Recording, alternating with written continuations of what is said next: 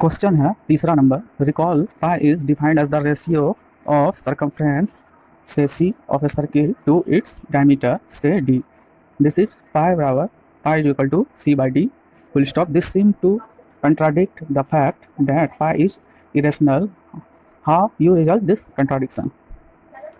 तो यहाँ पर इस क्वेश्चन का मतलब निकलता है कि इसे आप रिवाइज करें, इसका रिवीजन करें, फिर से इस पर विचार करें कि पाई जो है डिफाइन किया गया है रेशियो ऑफ सर्कमफ्रेंस किसी सर्किल का सर्कमफ्रेंस जो होता है परिमिति और डायमीटर सर्किल का सर्कमफ्रेंस और डायमीटर का रेशियो जो होता है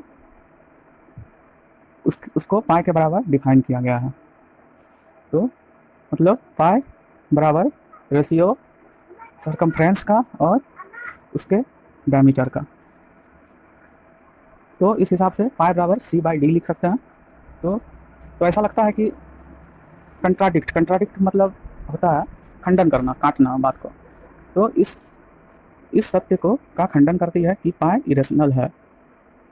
क्यों? पाई बराबर सी बाई डी है, सी बाई डी होता है। तो सी बाई डी जो है वो रेशनल है, तो उसका रेशियो इरेशनल कैसे होगा।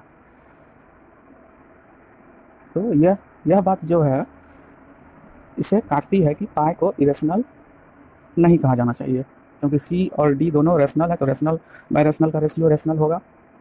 तो इस काट को आप कैसे हैंडल करेंगे, कैसे रिजॉल्व, कैसे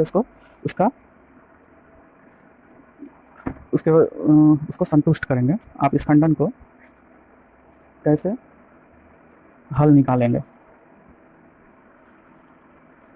तो कभी भी हम लोग स्केल से कोई डिवाइस से हम लोग कुछ नापते हैं तो सर्कमफ्रेंस यहाँ पर नापेंगे तो हमें एग्जैक्ट लेंथ इसका नहीं पता चलेगा, क्योंकि कोई ऐसी डिवाइस नहीं है जो एग्जैक्ट लेंथ हमें बता दे। तो कुछ ना कुछ पॉइंट समथिंग कुछ ना कुछ आगे पीछे होगा ही। तो यहाँ पर सी और डी में कोई भी यहाँ पर एग्जैक्ट हम लोग नहीं लेते हैं, तो इसलिए यह दोनों रेशनल नहीं हो सकते हैं। तो यहाँ पर इरेशनल होना ही होना है, क्योंकि हम एग्जैक्ट कोई डिवाइस से नहीं नाप सकते हैं लेंथ को। तो सी सर्कमफ्रेंस जो होता है वो होता है 2 पाई आर। तो सर्कमफ्रेंस होता है 2 पाई आर। तो यहाँ पर पाई को जो डिफाइन किया गया है सी बाई डी के रूप में, तो यह इसलिए किया गया है, मैं आपको बता देता हूँ।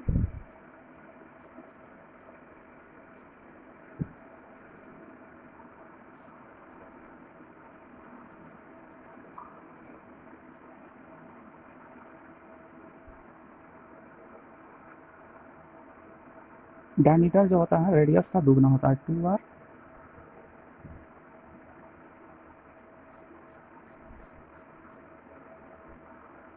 तो यहाँ c बराबर होता है 2 पाई आर, डी बराबर 2r। दोनों को हम डिवाइड कर दें तो यहाँ देखिए 2 कट जाएगा, r कट जाएगा, बचेगा c बाई डी बराबर क्या बचेगा, इधर हमने इसको डिवाइड किया,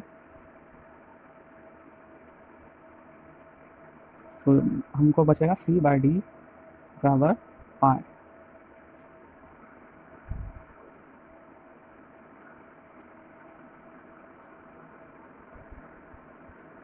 इसलिए पाई बराबर कहा जाता है सी बाई डी। ये सर्कमफ्रेंस ऑफ सर्किल है, ये डायमीटर ऑफ सर्किल है।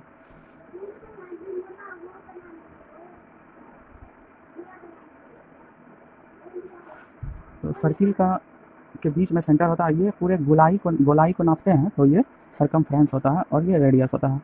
रेडियस को डबल कर देंगे तो डायमीटर हो जाएगा। सेंटर से कहीं भी सर्कमफ्रेंस के पॉइंट को हम खींच दे लाइन तो ये रेडियस होगा, और इसके स्ट्रेट में हम मिला दें प्रोड्यूस करके सर्कमफ्रेंस के दूसरे पॉइंट पे, तो वो ये लेंथ जो होगा यहाँ से यहाँ तक का वो डायमीटर होगा। कोई एक स्ट्रेट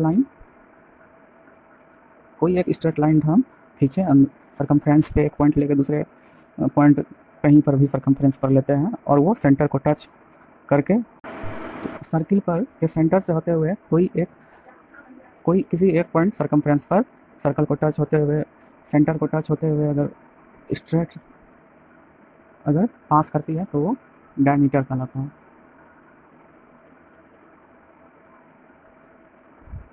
और अगर आप दो रेडियस को दोगुना कर दें तो भी वो डायमीटर के बराबर होगा।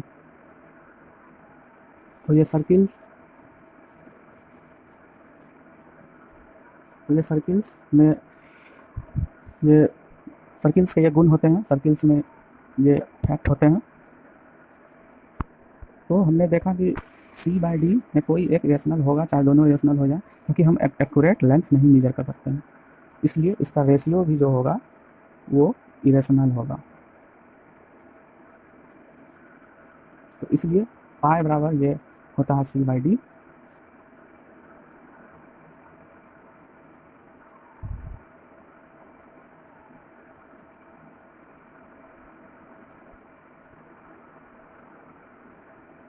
तो ये भी इरेशनल ही होगा। तो पाई को हम इरेशनल जो कहते हैं वो सच है और उसे इस बात से नहीं काटा जा सकता। और कोई भी रेशियो, कोई भी फ्रैक्शन में अगर एक भी, चाहे न्यूमरेटर चाहे डिनोमिनेटर में कोई भी एक इरेशनल हो जाए तो उसका रेशियो भी इरेशनल होगा। अगर कोई भी एक इरेशनल हो, चाहे दोनों इरेशनल हो, तो उसका रेशियो भी इरेशनल होता है। अगर दोनों रैशनल होते तब इनका रेशियो इरेशनल होता।